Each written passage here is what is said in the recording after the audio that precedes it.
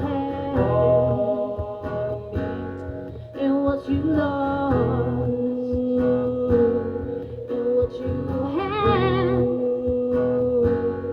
and what you lost.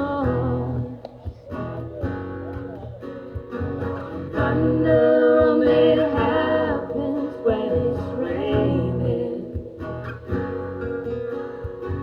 Players only love you when they're playing. My name's Barb St. Pierre, and I am a new painter for watercolor, and I have time on my hands just to play with my crafts. I love the fact that I can exhibit some of my paintings at the Lawrence House. I have several paintings in here, and 2 are in for the August painting. It is wonderful with all the volunteer work that the ladies do. I can't imagine how it would be running without all these volunteers. I've had the opportunity to volunteer and thoroughly enjoying it. I'll be your Emmy Lou and I'll be your Julia. You'll be my Graham and my Johnny too. No, I'm not asking much of you. Just sing, little darling, sing with me. Hi, my name is Pierre. I primarily work with acrylic paintings, such as this one. This is my most recent painting that I created for the show. It's entitled Flight. What it represents, you can see by the feather here. It's coming from the back. It can kind of be taken in different ways, which is what I love about art. It can be either that she's plucking the own feathers from her back and therefore taking away her own dreams and aspirations because she's given up, or it can be taken in the way where the feathers are finally coming out of the back. So it's her dreams now taking flight and they're taking off. But yeah, so that's the best thing about art, honestly. It's just so many different interpretations.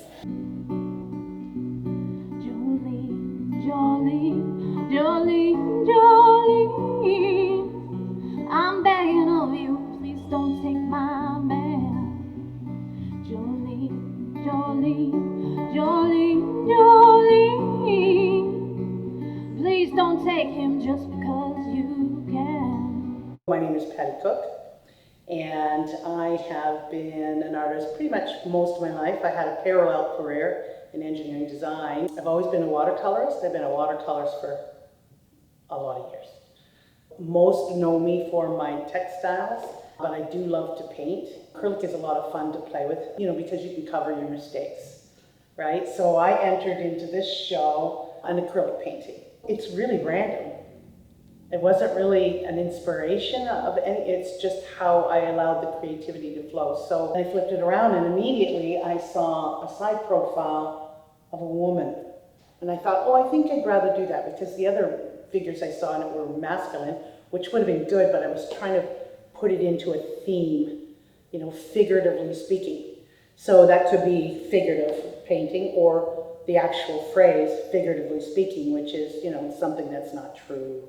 So that, I saw that, and then there was like an area here that looked like a helmet or a head wrap, and I thought, a head wrap. So then I thought, what kind of woman would wear head wrap?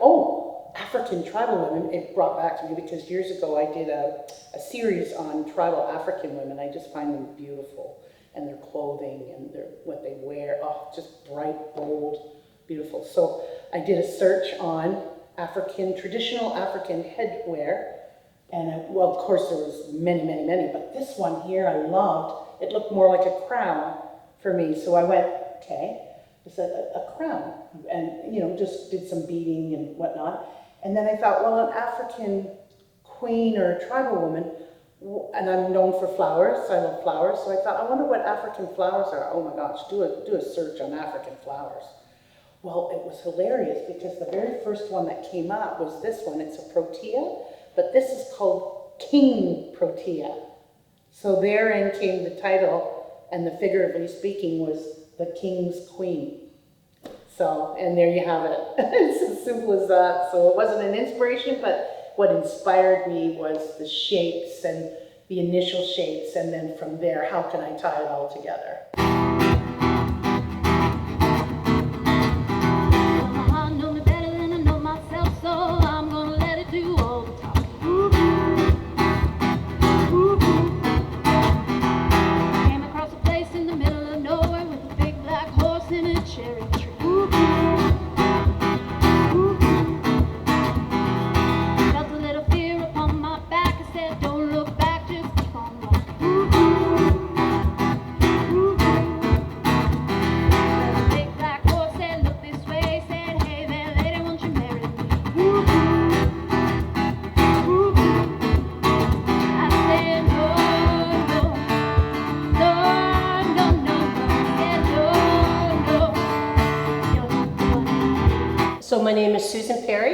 and I'm a visual artist, and I do figure drawing. Been doing that for decades. So for this show, I chose 2 of my figure drawings that were done actually at the Lawrence House. And I chose these 2 pieces because of the line quality, and they feel like life drawing, they feel alive. I can make you mine, taste your lips of wine, anytime, night or day. Only trouble is, gee whiz, I'm dreaming my life away.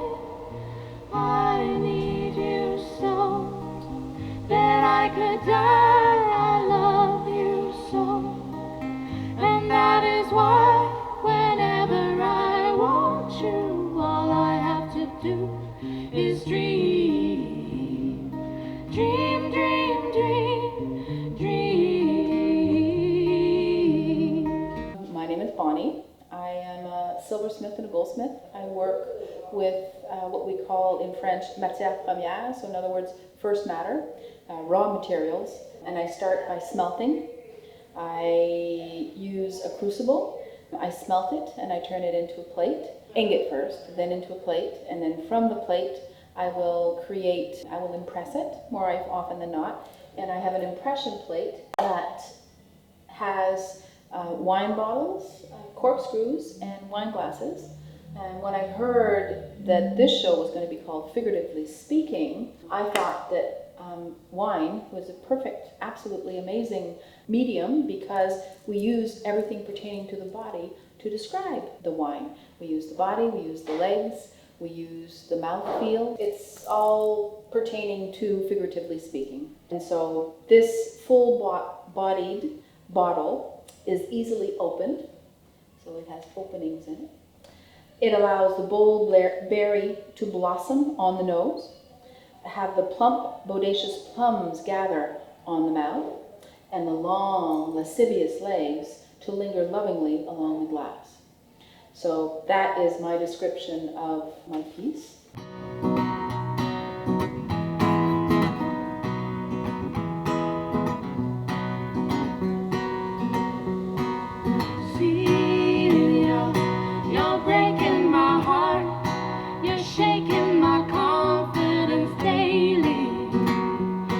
Cecilia, I'm down on my knees, I'm begging you please to come home.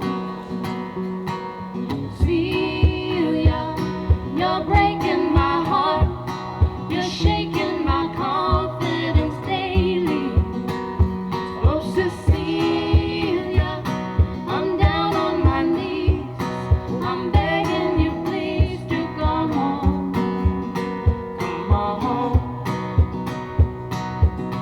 Making love in the afternoon with Cecilia up in my bedroom. Good morning, my name is Joanne Morris, and welcome to the Lawrence House. I am a painter and an illustrator. I did start off doing art in about 1972, and I first went to the Ontario College of Art, and then I pursued my degree in fine art through the University of Western Ontario. From there, I took a postgraduate in art therapy, and then I went into teaching. And so now I am a retired art therapist and teacher, and I got into art pretty much because I really liked working at the old Sarnia. So now I'm here to talk a little bit about the painting that you see in the background. It's a painting that I did for Figuratively Speaking, the show that the Lawrence House had in August. It depicts the Inver Huron chain trail in Huron Provincial Park. It's a beautiful trail that I walked on for maybe 3 or 4 times, and it has a beautiful feeling when you walk through it. Now this painting is actually called Can't See the Forest for the Trees, And it was quite a process in creating this painting. I had to draw it out, first of all. I had photos that I'd taken, and I collaged together the photos and created my own interpretation of that forest trail. As you can see, it's a monochromatic palette, and it's the first time I've ever done a painting in monochromatic colors. That's about all I can say about this painting. At this point, I've had a lot of compliments, and I continue to draw from nature.